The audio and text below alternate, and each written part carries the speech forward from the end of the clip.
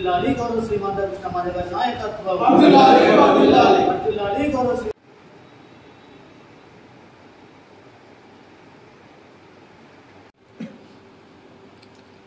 గద్దల సుకుమార్ మాదిగ ఎంఆర్పిఎస్ అధ్యక్షులు హనుమకొండ జిల్లా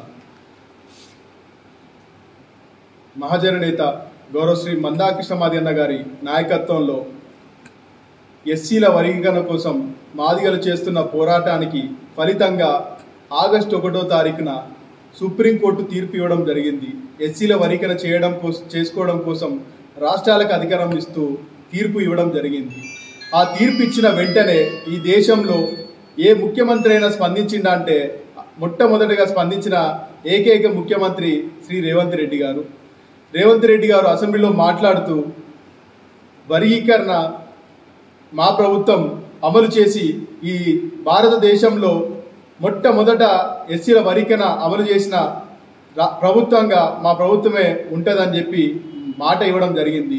అవసరం అనుకుంటే ప్రత్యేకమైన ఆర్డినెన్స్ తీసుకొచ్చి ఈ ఉద్యోగ నోటిఫికేషన్లలోనే ఇప్పుడు భర్తీ చేయబోయే నోటిఫికేషన్ ఉద్యోగాలలోనే వర్గీకరణ అమలు చేసి మాదిగల న్యాయం చేస్తానని చెప్పి మాట ఇచ్చిన రేవంత్ రెడ్డి గారు ఇప్పుడు ఎందుకు మీరు తలగ్గిళ్ళు, ఎవరి ఒత్తిడి వల్ల మీరు వెనుకకు వేళ్ళు, ఇప్పుడు డిఎస్సి ఫలితాలు మీరు ఇంత తొందరగా ఇవ్వడానికి ఎవరి ఒత్తిడి, ఎవరైనా రోడ్ల మీదకి వచ్చి ఉద్యమం చేసిల్లా? మాదిగలు చేస్తున్న ఉద్యమం 30 ఏళ్ల నుంచి ఒక ఆవేదనతోనే ఆగ్రహంతో ఉద్యమాలు చేయడం జరిగింది.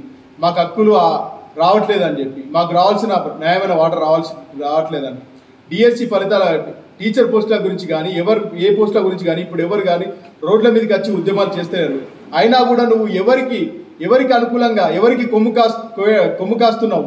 ఎవరి కోసం నువ్వు ఎవరిని సంతోషపెట్టడం కోసం ఈ దసరా పండుగ రోజు 11,026 టీచర్ పోస్టులు భర్తీ చేయడానికి నువ్వు ఎస్సీల వర్గీకరణ చేయకుండా నువ్వు భర్తీ చేయడానికి రెడీ అయినావు, నువ్వు సమాధానం చెప్పాలని రేవంత్ రెడ్డి గారికి మేము హెచ్చరిస్తూ, మాలలకు కొమ్ము కాస్తూ ఈరోజు ఉద్యోగ నోటిఫికేషన్లు జారీ చేస్తూ ఉద్యమ నియామకాలు చేపడుతున్నారంటే అది ముమ్మాటికి మాదిగలు మోసం చేస్తున్నట్టే అని మాదిగల నుంచి హెచ్చరిస్తూ ఈ నెల 9వ తారీఖున చలో కలెక్టరేట్ ప్రోగ్రాం గౌరవ శ్రీ మందాకృష్ణ మాదిగన్న గారు ఇవ్వడం జరిగింది.